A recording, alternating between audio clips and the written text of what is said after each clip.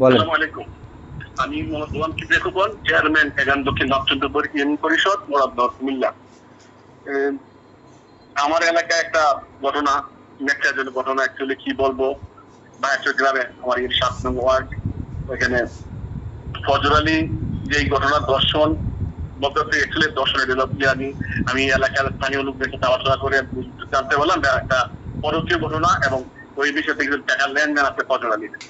পর্যবেক্ষণ আছে এখানে এই ছাত্রলীগের সুমনের নেতৃত্বে ছাত্রলীগেরা অ্যাটাক করে বিভিন্ন ভাবে এখানে মাইগ্রেট মেয়ের অ্যাক্সিডেন্ট করে একটা বিরুগ্রস্ত জানি একবার সমাজে মুখ দেওয়ার মতো না, একটা সারা বিশ্ব আমার পিছনে একটা এই ব্যাপারে আমি তারা এই মেয়ের যে নগ্ন ছবি ভিডিও ভাইরাল করতে তাদের দৃশ্য শাস্তি চাই। আমি পরিষদ হিসাবে আমার এলাকার একটা মান সম্মান শেষ, এটা আমি তাদের একটা শাস্তি চাই।